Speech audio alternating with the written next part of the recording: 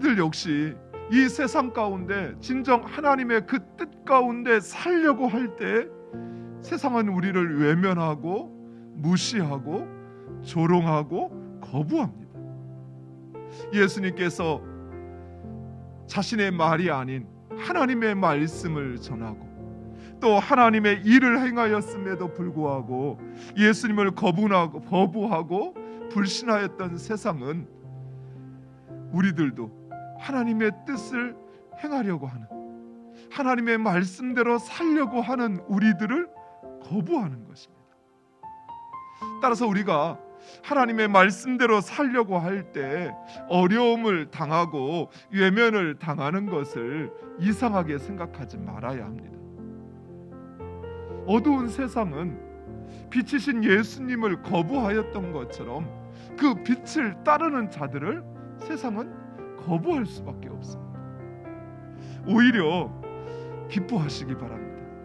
왜냐하면 그 어려움과 시험을 통해서 우리는 하나님의 자녀로 온전해지는 것입니다. 하나님의 말씀대로 살고 하나님의 일을 행하는데 오히려 어려움을 당하고 시험을 당하는 그것이 그저 외부 사람들이, 아니 나 외에 다른 사람들이, 아니 또 내 안에 있는 그 죄성이 그것을 가로막는 줄 알았는데 그것이 아니라 오히려 그것을 통해서 우리를 온전히 하나님의 사람으로 온전히 만드신다는 것입니다. 하나님께서 우리에게 가정을 주셨는데 그 가정을 주신 하나님도 또 그 가정을 세우신 하나님의 뜻도 가정을 향한 우리의 열심이 삼켜버리고 말았어요. 나를 위한 가정을 만들어버렸다는 것.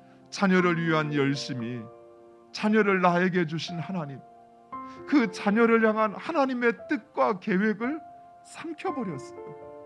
우리는 지금 예수님을 죽이지 못해 안달난 바리새인과 종교 지도자들과 그 대상만 다를 뿐이지 다를 바가 없어요. 우리가 반대편에 서 있는지 그렇지 않은지 알 수 있는 핵심적인 증거가 있습니다. 그것은 바로 자기 중심성이라는 거예요. 자기 중심적인 사람은 결코 하나님의 뜻을 이룰 수가 없어요. 어떤 문제가 생기면 자기만을 생각하는 거예요. 내 생각에는 나에게는 어떤 유익이 있고 나에게는 어떤 피해가 찾아올까, 이 생각부터 먼저 우리에게 찾아오는 거예요. 근데 오해하지 마세요. 나만 그런가? 아니요, 우리 모든 인간이 그래요. 모든 인간이 문제가 생기면 항상 내 입장부터 생각해요. 나에게 유불리를 따지기 시작해요. 이게 인간이에요. 인간이 갖고 있는 죄성이 그런 거예요. 문제는 여전히 그것에 사로잡혀 있느냐, 아니면 하나님의 뜻은 무엇일까?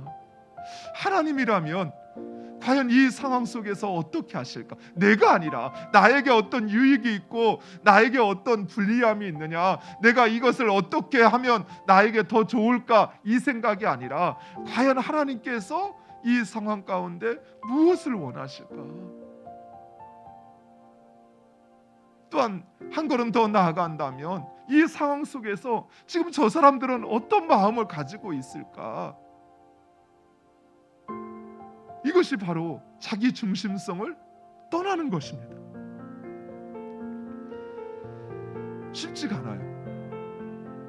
방법이 있습니다. 지금 자기 중심성에 사로잡혀 있는 바리새인과 종교 지도자들, 그들이 모르는 게 있습니다. 그들이 뜻하는 것, 그들의 의도, 그들의 목적, 그것이 이루어질 거라고 생각을 하면 자기 중심성을 떠날 수가 없어요. 하지만 이 모든 것을 이루시는 분은 하나님이시라고 하는 것, 결국 그 하나님께서 하나님의 뜻을 이루시고 성취하실 것이라고 하는 그 사실을 우리가 확신하면 나에게 유불리를 따지지 않게 돼요. 하나님의 뜻을 찾게 돼요. 그리고 그 하나님께서 이루 가시는 그 뜻을 쫓아 우리의 마음을 결정하고 순종하게 되는 것입니다. 오직 그 하나님의 뜻을 구하시기 바랍니다. 그리고 그 뜻 가운데 살아갈 수 있게 해달라고, 그 뜻을 내 중심에 놓게 해달라고, 그리고 그것을 쫓아 하나님께서 행하실 것을 믿고 참고 견디어 하나님 이루어가시는 하나님의 영광에 참여케 해달라고 기도하는 여러분 되시기를 간절히 축원드립니다.